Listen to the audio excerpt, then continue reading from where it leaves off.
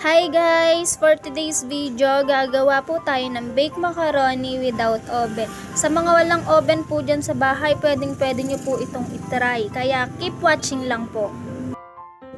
So ayun nga guys, ang una nating gagawin, magpapainit tayo ng kawali. Igigisa po natin dito ang ating sibuyas. After po nating magisa yung ating sibuyas, i-cook lang po natin siya ng slight. After po nun, i-add na po natin ang ating chicken hotdog.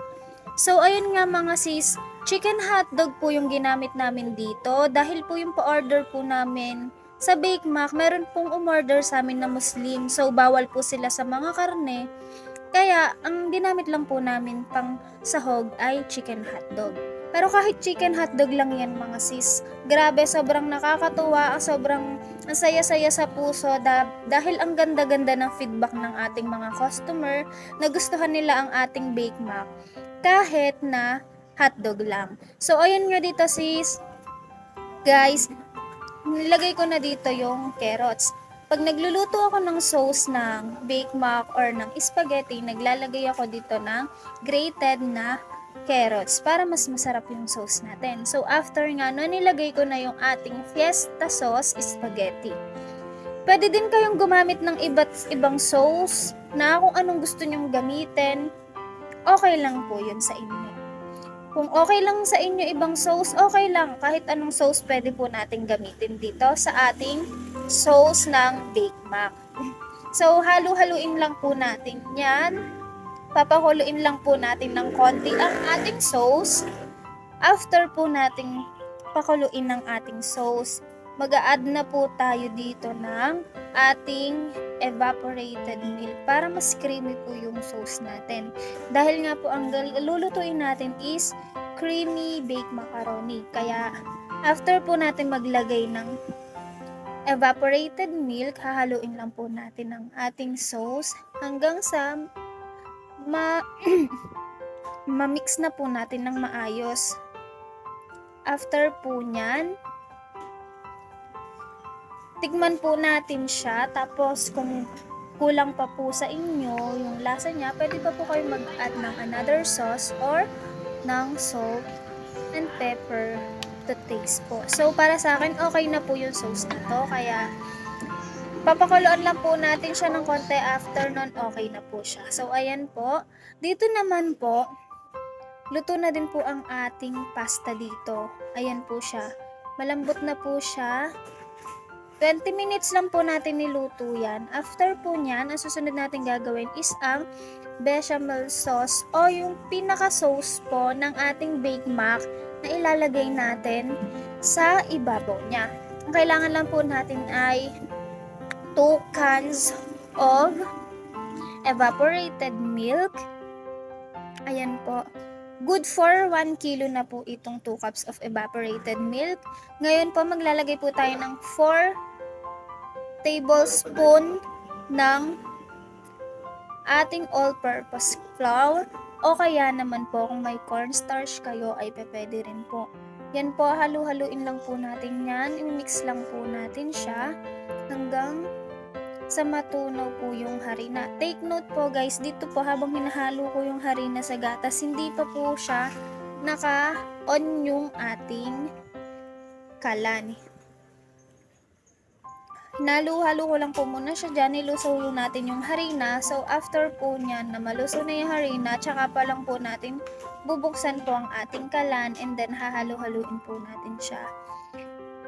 Hintayin lang po natin na kumulo ng konti ang ating milk. After po nun, mag-a-add po tayo ng sugar. 3/4 cup lang po ng sugar ang i-add po natin sa ating gatas. And then, after po nyan, halu-haluin lang po natin hanggang sa medyo kumulo na po yung ating milk. At para matunaw na din po ang ating asukal. So after nga po nating ilagay after nga pong kumulo ng ating gatas, i-add na po natin dito ang ating grated cheese po. I-add lang po natin siya dyan sa ating gatas. Tapos, ipapag-melt lang po natin or hihintayin lang po natin matunaw yung cheese. Halo-haluin lang po natin siya hanggang sa maging ganito po ang kanyang consistency. Ayan po, ganyan po yung consistency ng ating cheese. So, after po nga nyan, nilalo na po namin yung sauce sa atin pong pasta ng baked macaroni. Kailangan po yung pasta po natin ng baked mac is ganyan po, yung parang pang sopas po siya.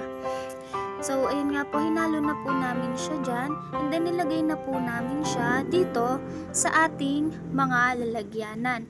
Ang ginamit po nating lalagyanan ay yung mga microwavable po. Ito pong malaking lalagyanan natin ay 450 ml po siya. Tapos, gumamit din po kami ng 250 ml na lagayan or yung mas maliit po dito sa ating 450 ml na ating lagayan. So, ayan po, nilagay lang po namin lahat dyan. Pinuno lang po namin yan. After po namin yang malagyan lahat or after po namin malagyan ang mga bawat lalagyan po nyan, ay naglagay na po kami ng ating bechamel sauce sa ating ibabaw ng ating baked macaroni po. So, ayan po, kung nakikita nyo, umuusok-usok pa po ang ating sauce. Grabe po, sobrang bango po niyan. Kaya po yung mga kasama po namin o yung kasama ko po taga-video po dyan is talagang natatakam po sila sa amoy niya kasi sobrang bango ng ating bechamel sauce. So, ayan guys, ganyan lang gagawin nun. Kada isang microwavable, isang takal din po ng bechamel sauce ang nilalagay po natin sa top niya. Kailangan guys, hindi sobrang malapot yung inyong sauce. Dapat yung sakto lang siya, hindi siya malabnaw, hindi rin yung sobrang lapot niya. Para mas maayos or mas madali natin siyang mailagay sa ibabaw or maikalat. So, ayun nga guys, pag nalagyan na natin yan, tatakpan na natin sila isa-isa. Bali, ganyan po yung magiging kakalabasan niya. Tatakpan po natin sila.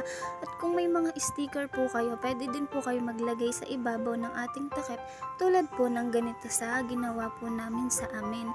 So, ayun guys, para mas magandang tignan at mas maganda sa mata ng ating customer. So, ayun nga guys, eto na ang ating finished product na baked macaroni. Thank you for watching!